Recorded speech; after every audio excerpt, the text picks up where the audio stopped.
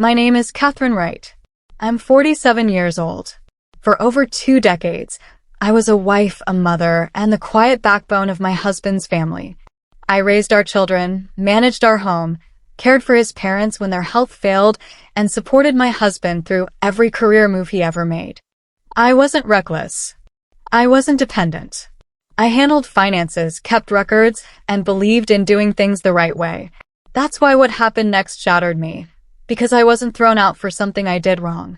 I was thrown out because I finally became inconvenient. Thank you for listening to my story. I'd love to know where you're watching from. Drop a comment below. If this story resonated with you, please subscribe, like, and hit the bell so you never miss the next one. Every share helps these stories reach someone who needs to hear them. Let's keep the conversation going. I stood on the porch with 2 suitcases, staring at the woman who'd smiled at me across dinner tables for 20 years. Constance Wright, my mother-in-law, stood in the doorway with her arms crossed, her face calm and cold. "This house was never yours, Catherine," she said. "It's family property. You should have understood that." Behind her, my husband Andrew stood silent, hands in his pockets, eyes on the floor. He didn't defend me, didn't speak, didn't even look at me. The lock clicked. The door closed. Neighbors across the street watched from their windows. Mrs. Palmer from next door pretended to water her garden, but I saw her staring. My humiliation was complete. Public. Deliberate.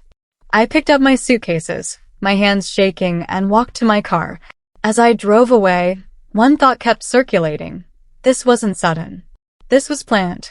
I sat in a hotel room that night, replaying the last few weeks like a detective reviewing evidence. The whispered phone calls Constance had with Andrew. The documents that disappeared from the home office. The way Andrew grew distant, stopped meeting my eyes, started sleeping in the guest room. I'd thought we were going through a rough patch. I'd thought his mother was being supportive. Now I understood. Constance's smile at family dinners hadn't been warmth. It had been satisfaction. She'd been planning this. Slowly, carefully, making sure everything was in place before she struck. I remembered her voice at Thanksgiving saying, "Family takes care of family, blood family." I laughed it off then. Now it made perfect sense. This wasn't anger. It was strategy. And I'd been too trusting to see it coming. But then I remembered something. One detail they'd forgotten I knew. 20 years. 2 decades of my life poured into that family. I'd raised our 2 children, now grown and in college, while Andrew built his career. I'd supported every job change, every promotion, every late night and business trip. When Constance's health declined 5 years ago, I was the one who moved her into our home. I cooked her meals, managed her medications, drove her to appointments. When Andrew's father passed 3 years ago, I planned the funeral, organized the estate, held Constance's hand while she cried. I'd been invisible in the best times, but essential in the worst. I was the glue holding everything together. Until I became inconvenient. Until Constance decided she wanted control of the house again. Until Andrew chose his mother over his wife. I sat on that hotel bed, staring at the ceiling, and realized something. I'd held more power than I'd ever acknowledged. I just hadn't known how to use it. 3 days later, I called my sister. "The family's saying I left on my own," she told me gently. "Constance told everyone you were unstable, that you'd been acting erratic." My blood went cold. "What?" "She's saying you abandoned Andrew, that you were always dramatic." "Catherine, she's rewriting the whole story." I hung up and checked social media. Nothing direct. But Constance's friends were posting vague messages about praying for families going through hard times, and some people can't handle commitment. The narrative was spreading like poison through water. They were erasing me while I was still alive, making me the villain before I could defend myself. My first instinct was to scream the truth online, to call everyone, to fight back immediately. But something stopped me. A quiet voice that said, "Don't correct them yet. Let them get comfortable in their lie. Let them make mistakes." I stayed with my college friend Brenda. She lived 2 towns over, in a small house with a guest room that smelled like lavender. She listened without interrupting while I told her everything. When I finished, she handed me tea and said, "What do you need?" For the first time since standing on that porch, I didn't cry. I thought.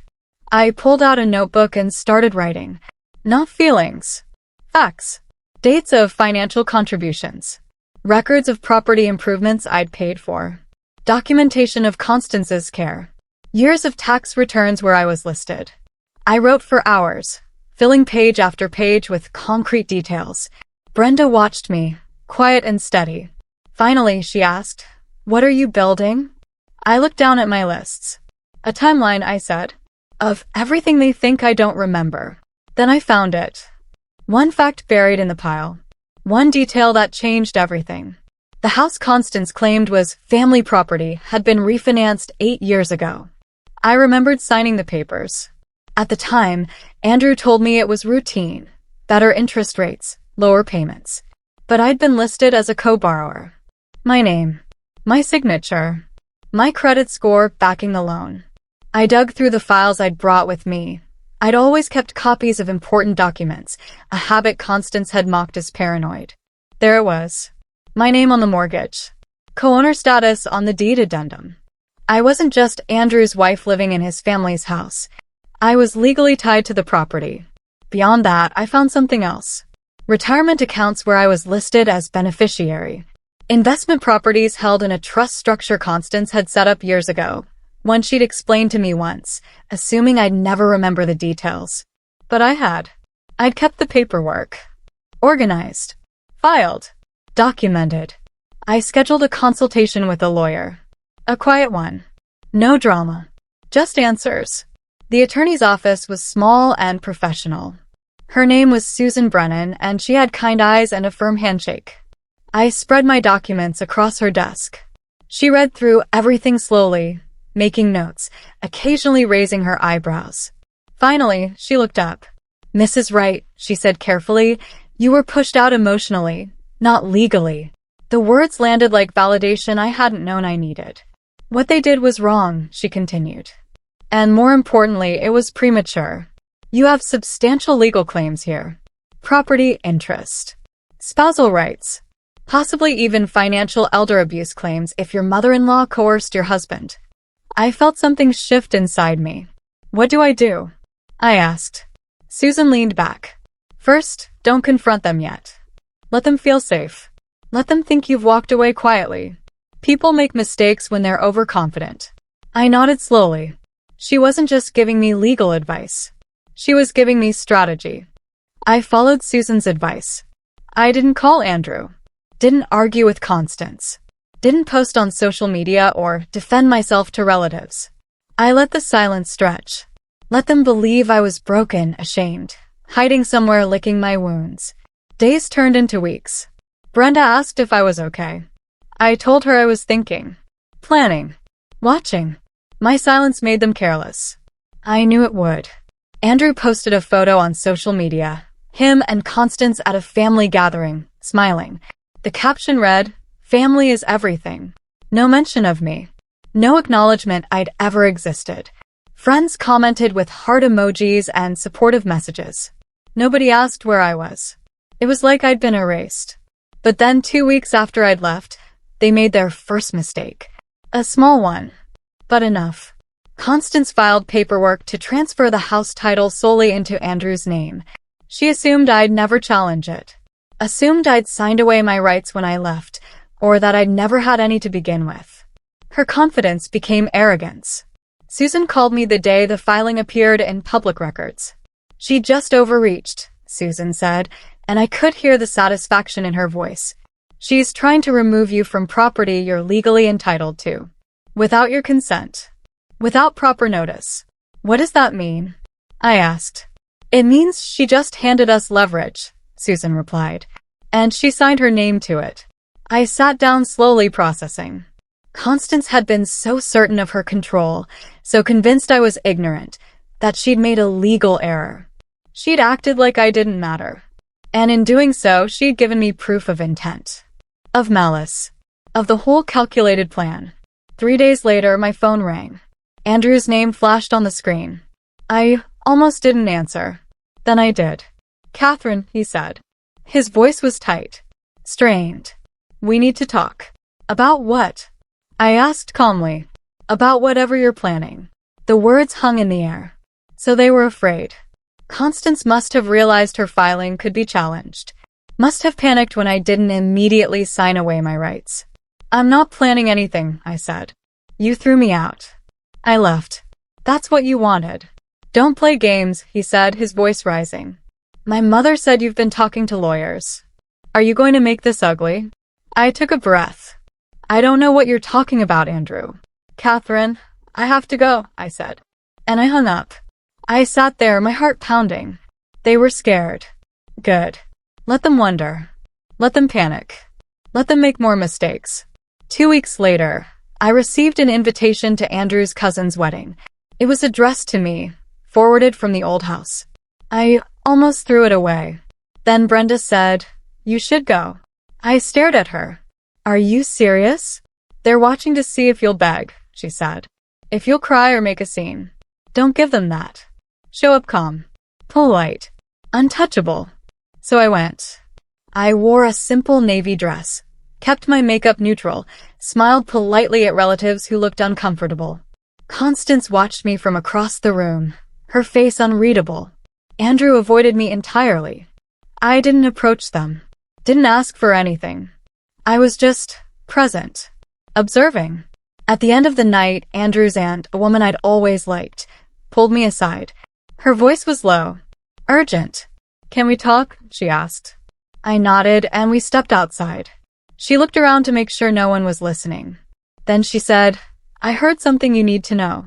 Andrew's aunt, Florence, folded her arms against the cool night air. Last month, I was at Constance's house, she said. I overheard her on the phone with Andrew. She was laughing, Catherine. Laughing about finally getting rid of you. My chest tightened. What exactly did she say? Florence's voice shook. She said you were too soft to fight back. That you'd slink away quietly like you always did. That she'd won. I stood there processing. Florence touched my arm gently. I should have said something then. I should have stood up for you. I'm ashamed I didn't. Why are you telling me now? I asked. She met my eyes. Because I've watched her manipulate this family for years. And I'm tired of staying silent. I wasn't alone anymore. Someone had witnessed the cruelty. Someone was willing to speak. And suddenly I realized how many people had noticed and done nothing. Until now. Susan drafted the letters. Formal. Respectful. Devastating. They outlined my legal rights to the property, my status as co-borrower, my documented contributions over 20 years. They cited the unauthorized title transfer attempt. They requested immediate mediation to resolve the matter fairly. No threats. No insults. Just facts. The letters went out certified mail to Andrew, Constance, and their attorney. I didn't make copies for family members. Didn't post about it online. I let the paper speak for me. 3 days later, Constance called. I let it go to voicemail. She called again an hour later. Then again. Finally, she left a message. Her voice was different. Tight. Careful. Catherine, we need to talk. There's been a misunderstanding. Please call me back. I played the message for Susan. She smiled. Fear, she said simply. You're hearing fear. Constance's tone had changed overnight. And I knew exactly why. When Constance called again the next morning, I answered. Catherine, she said, her voice dripping with false warmth. I'm so glad you picked up. I've been worried about you. I said nothing. I think there's been some confusion, she continued. About the house. About everything. We should sit down and talk. Just family. No need for lawyers. I'm comfortable with lawyers, I said calmly. She paused. Catherine, please. Don't make this harder than it needs to be. Andrew is devastated. You're destroying our family. I almost laughed. Our family. The one she'd torn apart when she locked me out. If you want to talk, I said, it needs to be mediated. With legal representation present. That's so unnecessary. Those are my terms, I said. Take them or leave them. She was silent for a long moment. Then quietly, fine. But I could hear it underneath. The fear. The realization that I wasn't the soft, controllable woman she'd thought I was. The mediation took place in a conference room downtown. Neutral territory. Andrew sat beside Constance, both of them stiff and uncomfortable. Their lawyer, an older man named Mr. Hendricks, shuffled papers nervously. Susan sat beside me, calm and unshakable. The mediator, a woman named Ms. Ortiz, opened the session. We're here to discuss property rights, financial entitlements, and dissolution of marriage assets. For 2 hours, Susan presented documents. Bank statements showing my contributions. Mortgage papers with my signature. Emails where Constance herself had acknowledged my role in the household. Tax returns. Investment records. Every piece of paper was a brick in a wall they couldn't climb over. No yelling. No emotions. Just facts. Andrew's face grew paler with each revelation. At one point, he leaned over to Constance and whispered, "You told me she didn't know about the trust." Constance's jaw tightened. She didn't answer. And I realized she'd hidden things from him too. The family started to fracture. Florence spoke to other relatives, quietly sharing what she'd overheard. Andrew's uncle called him, demanding to know if it was true that Constance had thrown me out. Andrew's sister, who lived across the country, sent me a private message. "I'm so sorry. I didn't know." Some relatives defended Constance. She was protecting family assets, they said. Catherine should have known her place. Others saw the truth too late. Saw how calculated it had been. How cruel. I didn't argue with anyone. Didn't defend myself in group chats or family calls. I let the discomfort sit. Let people wrestle with their own complicity. Let the facts speak louder than any defense I could offer. Then Constance lost someone crucial. Her own sister, Beatrice, called her out publicly at a family dinner. "You threw out a woman who cared for you when you were sick," Beatrice said. "That's not strength. That's cruelty." Constance left the dinner early, and the cracks in her control began to widen. Susan called me into her office in late November. "We've completed the asset evaluation," she said, sliding a folder across the desk. I opened it, scanning the numbers. My contributions to the household over 20 years, documented, calculated, adjusted for inflation, were significant. More than I'd realized. The property interest. The retirement accounts.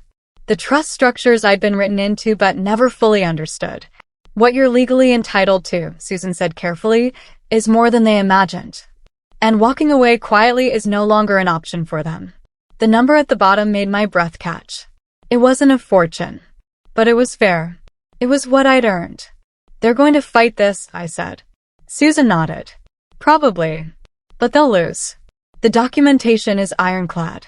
2 days later, Mr. Hendricks called Susan to begin settlement talks. Constance and Andrew were ready to negotiate. Because they had no other choice. Constance tried everything. First, guilt. She called me crying, saying I was tearing the family apart. That Andrew was heartbroken. That I was being selfish. When that didn't work, she tried threats. "If you keep pushing this, you'll never see your children again," she said. I reminded her calmly that my children were adults. They could decide for themselves. Then came the tears. Real ones, I think. She showed up at Brenda's house unannounced, begging me to be reasonable. To remember the good times. To forgive. I stood on the porch, looking at the woman who'd stood in her doorway and locked me out. "You made your choice," I said quietly. "Now I'm making mine." She straightened, the mask slipping. "You were always weak, Catherine. I gave you everything." "No," I said. "I gave you 20 years. And you threw them away." She turned and walked to her car. But before she left, she said one sentence that sealed her fate. "You'll regret this when you're alone." Susan presented the settlement offer. It was calculated to minimize what I was owed, offering me a fraction of the property value, limited access to retirement funds, and no acknowledgement of my contributions. "It's insulting," Susan said flatly. I read through the terms slowly. They wanted me to sign away my rights in exchange for what amounted to a payout for a bad employee, not a spouse of 20 years. They wanted me to disappear quietly, gratefully, without fuss. I looked at Susan. No. She smiled. Good. We drafted a counteroffer. Fair. Documented. Based on legal entitlement, not charity. We weren't asking for mercy. We were demanding what was right.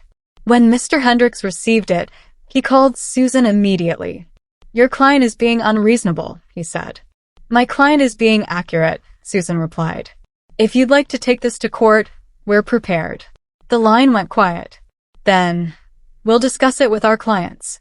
Everything went formal, and I felt no guilt at all. I didn't say a word publicly, didn't post, didn't gossip, but the truth spread anyway. People noticed things.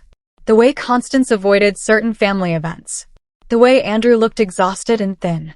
The way their stories didn't quite line up when people asked questions. Florence wasn't quiet. She told the truth when people asked what happened. Other relatives started sharing their own stories. Times Constance had manipulated them, controlled them, made them feel small. Patterns connected. A reputation built over decades began to crumble. Not because I attacked it, but because I stopped protecting it. Constance had always relied on people staying silent. On shame and loyalty keeping secrets buried. But I wasn't silent anymore. And neither were others. By December, her control over the family narrative was gone. And she realized, too late, that power built on fear doesn't last when people stop being afraid. Andrew called me in early January. His voice was different. Tired. Broken. "Can we meet?" he asked. "Just the two of us." I agreed, but only in a public place. A coffee shop downtown. Neutral. Safe. He looked older when he walked in. Thinner. Worn down. We sat across from each other, and for a long time he didn't speak. Finally he said, "I chose wrong." I waited. "I chose comfort over loyalty," he continued. "I let my mother control everything because it was easier than standing up to her. And I lost you." "Yes," I said simply. "You did." He looked at me, eyes wet. "Is there any way we can fix this?" I thought about 20 years. About locked doors and public humiliation. About being erased while still alive. "No," I said gently. "There isn't." He nodded, accepting it. "I'm sorry, Catherine. For all of it." His apology came too late. And it asked too much. I stood, leaving money for my coffee. "I hope you find peace, Andrew," I said. "But I'm choosing myself now." And I walked away. The final settlement took 3 months to negotiate. In the end, it was fair. Documented. Irreversible. I received my share of the property equity, my portion of retirement accounts, and compensation for documented contributions to household and elder care. It wasn't everything I'd given, but it was everything I was owed. The paperwork was signed in March. Constance wasn't present. She'd sent Mr. Hendricks to represent her. Andrew signed quietly, his hand shaking slightly. When it was done, Susan shook my hand. "You did well," she said. I walked out of that office with a check, legal documents, and my dignity intact. No yelling. No drama. Just closure. I thought it was over. I started looking at apartments, planning a future that was entirely mine. Then 2 weeks later, Constance called. Her voice was small, unfamiliar. "Catherine," she said, "I need to talk to you." I almost hung up, but something made me listen. Constance's voice shook. "Andrew moved out," she said. "He's renting a place downtown. He said he can't live with me anymore." I stayed silent. "The house feels so empty," she continued. "I can't manage it alone. The bills. The maintenance. I thought I was protecting our family, but I lost everything instead." I realized what had happened. She'd built her whole world on control, on keeping people close through manipulation and fear. And when that fell apart, she was left with nothing. No Andrew. No me. No family gatherings where she sat at the head of the table. "I made a mistake," she whispered. "I see that now." It was the closest she'd ever come to an apology. And it still wasn't enough. "Why are you calling me?" I asked. There was a long pause. Then, quietly, desperately, "I need help. With the house. With everything. Please, Catherine." The irony was almost poetic. She was asking for the same help she'd denied me on that porch. I closed my eyes, remembering everything. "I can't help you, Constance," I said. My voice was calm. Not cruel. Just honest. "But you made a choice," I continued. "You threw me out. You humiliated me. You tried to erase 20 years of my life. Those were your decisions. I was wrong, she said, her voice breaking. Doesn't that matter? It matters, I said. But it doesn't undo what you did. And it doesn't obligate me to save you from the consequences. She was crying now. Real, shaking sobs. Part of me felt sympathy. A small part. The part that had cared for her when she was sick, that had tried to be the daughter-in-law she needed. But a larger part. The part that had stood on that porch with suitcases, the part that had been erased and slandered, felt nothing but quiet resolution. I hope you find peace, I said. But I can't be part of your life anymore. Catherine, please, goodbye, Constance. I hung up, and I didn't call back. I moved into a small apartment in April. It had big windows, hardwood floors, and no memories attached to it. I decorated slowly, deliberately, choosing things I actually liked instead of things that matched someone else's vision. My children visited, both of them, grown and thoughtful. They'd heard the whole story by then. They didn't take sides loudly, but they understood. I'm proud of you, Mom, my daughter said. My son just hugged me. I started working again, taking a part-time job that used skills I'd buried for 20 years. I reconnected with old friends. I went to movies alone, ate dinner when I wanted, read books late into the night. One evening, I stood at my window watching the sunset, and my phone buzzed. Constance's name flashed on the screen. I looked at it for a long moment. Then I declined the call. Blocked the number. Closed that door. On my terms. This time, I was the one who walked away. And I didn't look back.